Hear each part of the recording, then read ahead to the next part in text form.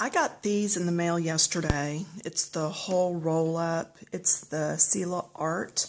And I believe they're an oil-based colored pencil. They feel like they're oil-based. So far, they're blending pretty good for me. They had no names on them. So I went through last night and I took my printer here and I put in the number and then spaced 4 times. Then the next number, spaced 4 times. Then the next number, and so on.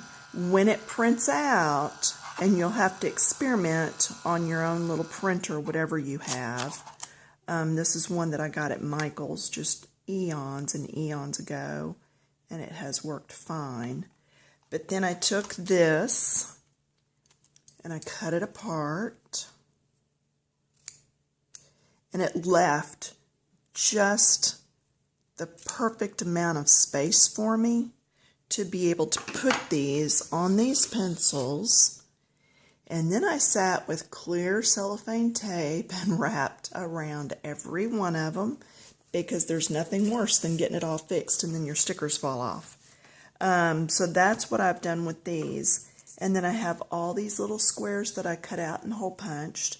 Every one of them's labeled. You can get something like this at any craft store in more the area of the drafting supplies.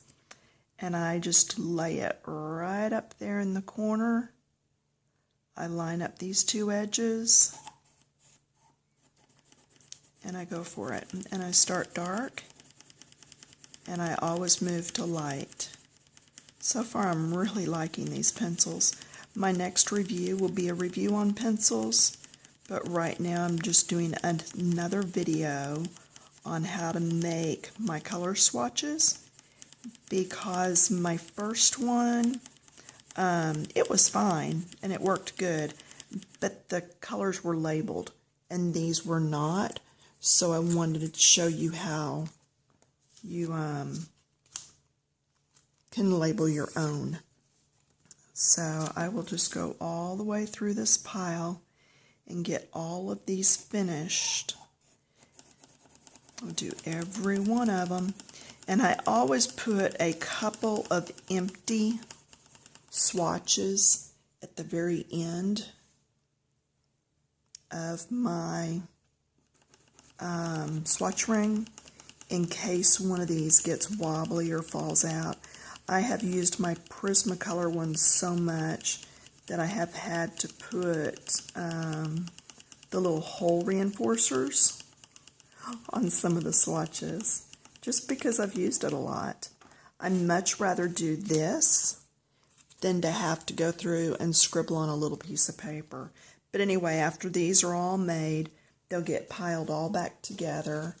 And then here's the one for my Prismacolors. And you see they actually have names on them that coordinate with the names that were on the pencils. And the numbers, I included that too.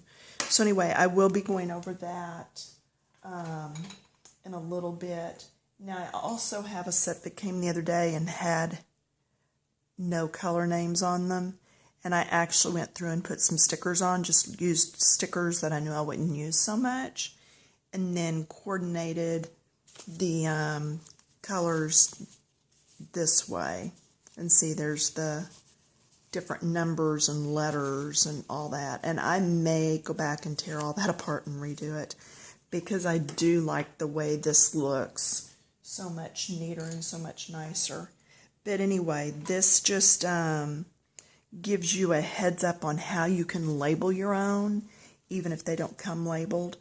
And whereas this holder is kind of neat, I really doubt if I keep them in here. I know that they could be slid down in this little edge. Either way, you're risking tearing up all your points. So I do not like this holder that came with them. I still am in love with this holder that I bought for my Marcos. But these are my travel pencils. These will not be travel so much as they are a heavier oil base, and I don't need anything melting in our Texas heat. So I will probably stick with my lightly oiled Marcos for traveling. So, all right, well, enjoy this. Let me go back and finish fixing all this up, and then I will do a pencil review in a little bit and get that uploaded today too. All right, have fun with those pencils.